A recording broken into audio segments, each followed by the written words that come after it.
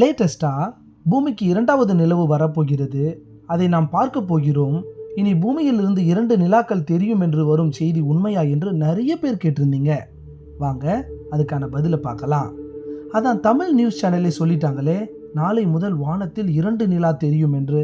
அதிலிருந்தே தெரியலையா இது அப்பட்டமான பொய் என்று? ஏன்னா நம்ம நிறைய தமிழ் நியூஸ் சேனல்ஸு வெறும் பொய்யா தான் சொல்லிட்டு இருக்காங்க.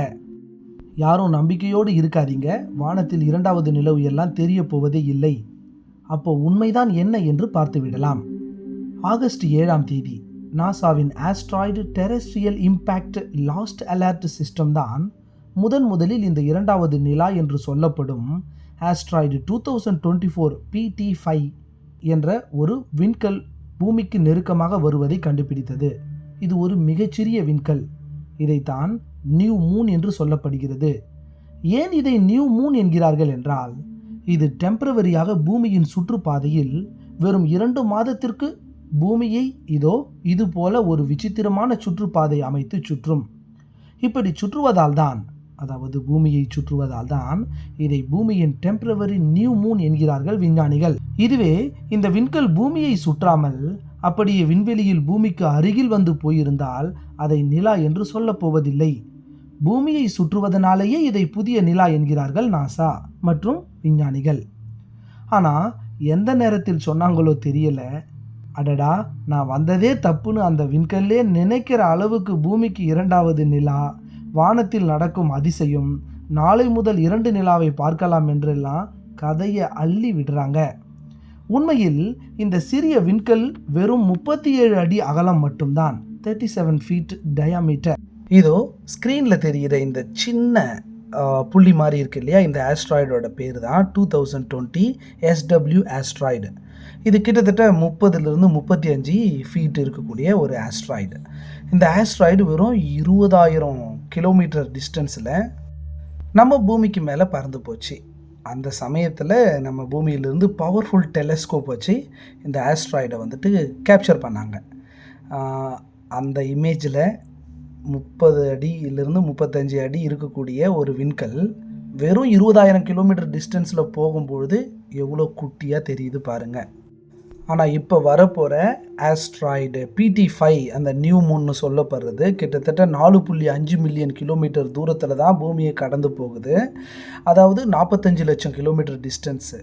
வெறும் 37 அடி இருக்கக்கூடிய ஒரு விண்கல் 45 லட்சம் கிலோமீட்டர் டிஸ்டன்ஸில் போகும்போது எவ்வளோ குட்டியாக தெரியும்? கண்ணுக்கும் தெரியாது, குட்டி குட்டி டெலஸ்கோப்க்கோ இல்லை பெரிய டெலஸ்கோப்க்கோ தெரியாது. மிகப்பெரிய அப்சர்வேட்டரி டெலஸ்கோப்பால் தான் இதை பார்க்கவே முடியும். அது மட்டும் இல்லாமல் இந்த மிகச்சிறிய விண்கல் 1 மணி நேரத்துக்கு 3500 கிலோமீட்டருக்கும் அதிகமான வேகத்தில் ட்ராவல் பண்ணிகிட்ருக்கு. கனவுல கூட நியூ மூனை பார்க்க முடியும்னு யாரும் நினைக்காதீங்க. நம்ம பூமியோட நிலா இருக்கு இல்லையா, அதனுடைய டயாமீட்டர் 3474 கிலோமீட்டர் அகலம். அதுவே வானத்தில் சின்னதாக தான் தெரியுது. ஆனால் இந்த சிறிய விண்கல் வெறும் 33 அடி தான். அது எப்படி தெரியும்? தெரியவே தெரியாது. இது போல் நடப்பது இதுதான் ஃபர்ஸ்ட் டைம் கிடையாது.